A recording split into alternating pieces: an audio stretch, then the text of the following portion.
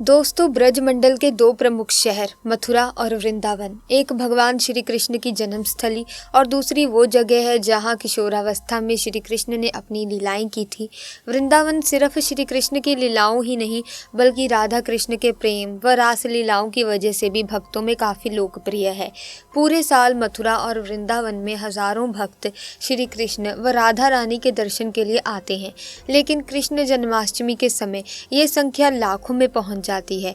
वृंदावन के रहस्यमयी निधिवन के बारे में तो आपने खूब सुना होगा, लेकिन क्या आपको पता है कि वृंदावन में कई और भी मंदिर हैं जहां घटने वाली घटनाओं के पीछे क्या रहस्य है या ये कोई अलौकिक घटनाएं हैं, इसकी व्याख्या दुनिया में कोई भी नहीं कर पाता। ऐसे में दोस्तों, हम आज एक ऐसी घटना के बारे में बात करेंगे जब यमुना नदी में डूबते हुए बच्चे को बचाने चले आए भगवान श्री कृष्ण। जन्माष्टमी के दिन यमुना नदी के किनारे एक ऐसा चमत्कार हुआ कि वृंदावन के लोग उस चमत्कार को देखकर हैरान रह गए, क्योंकि वृंदावन के इतिहास में ऐसा चमत्कार आज तक देखने को नहीं मिला था। इस चमत्कार को देखकर आपके पैरों तले जमीन खिसक जाएगी। इस वीडियो को बिल्कुल अंत तक देखिएगा। वीडियो शुरू करने से पहले एक बार कमेंट बॉक्स में जय श्री बांके बिहारी लाल राधे कृष्ण जरूर लिखें। साथ ही अगर आप हमारे चैनल पर नए हैं तो चैनल को सब्सक्राइब कर दीजिए। तो आइए वीडियो की शुरुआत कर लेते हैं। दोस्तों, अगर मन में सच्ची श्रद्धा हो तो वृंदावन में विराजमान बांके बिहारी जी हर किसी की सहायता करने आते हैं। ऐसा ही एक चमत्कार हुआ था वृंदावन के रहने वाले अनुराग जी के साथ। अनुराग जी बांके बिहारी जी के बहुत बड़े भक्त थे। वो हर रोज़ सुबह उठते ही तैयार होकर सबसे पहले बिहारी जी के मंदिर जाते, उसके बाद ही अन्न का दाना ग्रहण करते। अनुराग जी के माता पिता भी भगवान श्री कृष्ण के बहुत बड़े भक्त थे। ऐसे में उन्होंने अपने बेटे का नाम अनुराग रखा था। अनुराग जी का परिवार मथुरा में रहता है, जिसमें उनके माता पिता, उनकी पत्नी और एक 5 साल की बेटी भी रहती है।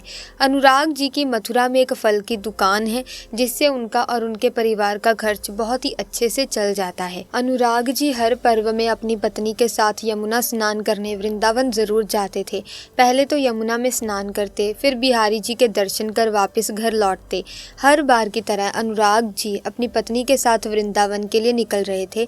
तभी उनकी 5 साल की बेटी भी जिद करने लगी कि मुझे भी चलना है, लेकिन उसको बहुत समझाने के बाद भी वो नहीं मानी। तो अनुराग जी ने पत्नी से कहा, चलो ले चलते हैं, लेकिन इसका ध्यान रखना होगा। फिर वो तीनों वृंदावन की यमुना नदी के किनारे पहुंच गए। अनुराग हर बार निधिवन के बगल में आरती घाट पर स्नान करता था, जहां पर यमुना जी की आरती हुआ करती थी। अनुराग जी ने पत्नी से कहा, तुम जाकर पहले स्नान कर लो, तब तक मैं बच्ची का ध्यान रखूंगा। उसकी पत्नी स्नान करके आती है। फिर अनुराग बोलता है, तुम इसका ध्यान रखो, अब मैं जा रहा हूँ। फिर अनुराग यमुना स्नान के लिए चला गया। उसके बाद उसकी पत्नी वहीं पर धूप बत्ती और दीपक जलाकर यमुना जी की पूजा करने लगी। इतने में उसकी 5 साल की बेटी खेलते हुए यमुना नदी की तरफ चली गई। उस वक्त अनुराग स्नान कर रहा था और उसकी पत्नी पूजा कर रही थी, इसीलिए दोनों का ध्यान उस बच्ची पर गया ही नहीं। वो बच्ची धीरे धीरे उस नदी में डूबने लगी। तभी उसकी पत्नी को रोने की आवाज आती है। जब वो पीछे मुड़कर देखती है तो वहाँ उसकी बच्ची नहीं होती है। जब वो यमुना की तरफ देखती है तो घबरा जाती है, क्योंकि उसकी बच्ची काफी आगे की तरफ डूब रही थी। अनुराग को भी तैरना नहीं आता था। तभी अनुराग और उसकी पत्नी भगवान श्री कृष्ण का नाम लेकर मदद के लिए चिल्लाने लगते हैं। फिर वहाँ पर एक ऐसा चमत्कार हुआ जिसे देखकर सभी के होश उड़ गए। पलक झपकते ही वहाँ पर एक 16 साल का लड़का भागते हुए आता है और नदी में कूद जाता है। देखते ही देखते वो लड़का बच्ची को यमुना से बाहर ले आता है। उसकी माँ बच्ची को गले से लगाकर रोने लगती है। अनुराग की नज़र उस 16 साल के लड़के पर जाती है। तभी वो लड़का यमुना नदी के अंदर डुबकी लगाता है। अनुराग काफ़ी देर तक खड़े होकर उस लड़के का इंतज़ार करता है, लेकिन वो लड़का यमुना से बाहर आता ही नहीं।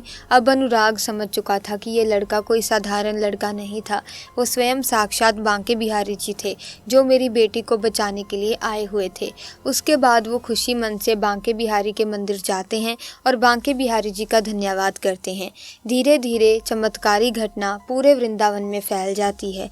दोस्तों, आप इस घटना के बारे में क्या कहना चाहते हैं, कमेंट्स में ज़रूर बताना।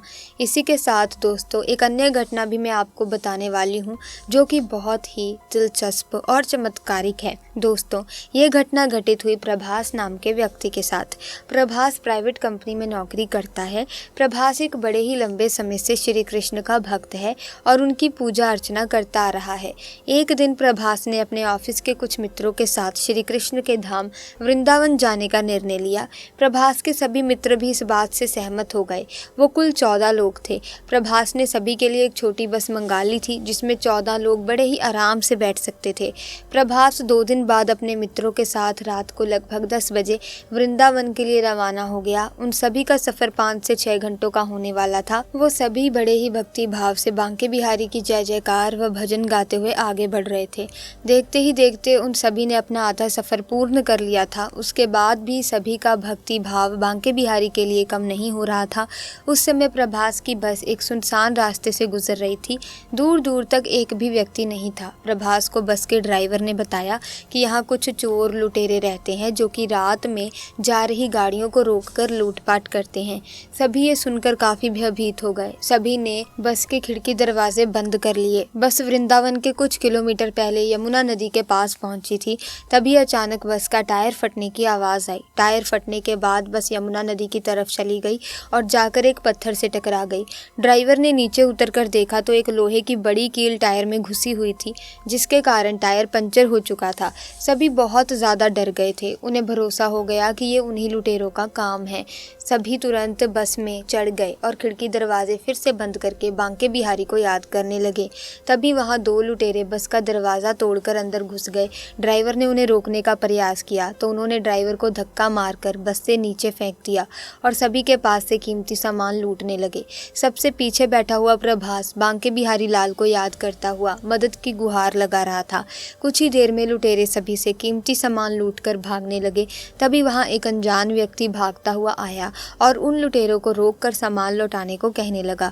लुटेरों ने उसे भी हथियार दिखाकर उसका उपहास उड़ाते हुए मार्ग से हटने को कहा, परंतु वो व्यक्ति निडर होकर खड़ा रहा। उस व्यक्ति ने उसमें से एक व्यक्ति को माथे पर स्पर्श किया, परंतु फिर जो हुआ वो देखकर बस में मौजूद सभी हैरान हो गए।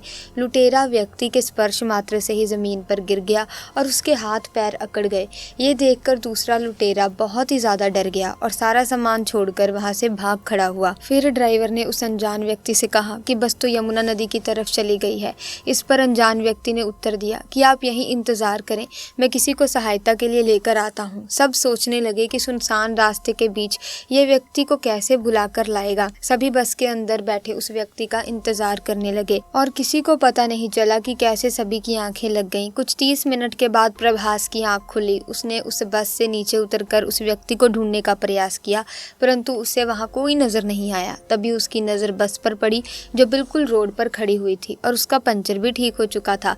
ये देखकर प्रभास आश्चर्य में पड़ गया। प्रभास ने भागकर ड्राइवर को नीचे बुलाकर पूछा कि ये टायर कैसे ठीक हो गया। ड्राइवर को भी इसकी कोई जानकारी नहीं थी। धीरे धीरे सभी बस से नीचे उतर आए और किसी को ये समझ नहीं आ रहा था कि ऐसे भयानक अंधेरे में और सुनसान रास्ते में वो व्यक्ति आया कहाँ से था, साथ ही बस का पंचर भी कैसे ठीक हो गया। तब प्रभास समझ चुका था कि वो व्यक्ति कोई साधारण नहीं था, वो स्वयं बांके बिहारी जी थे जिससे प्रभास ने मदद की गुहार लगाई थी। सभी ने हरे कृष्ण का जयकारा लगाया और वृंदावन बांके बिहारी मंदिर की ओर निकल गए। आपको ये घटना कैसी लगी कमेंट्स में बताइएगा। साथ ही वीडियो को लाइक करें, शेयर करें, चैनल को सब्सक्राइब करें। धन्यवाद।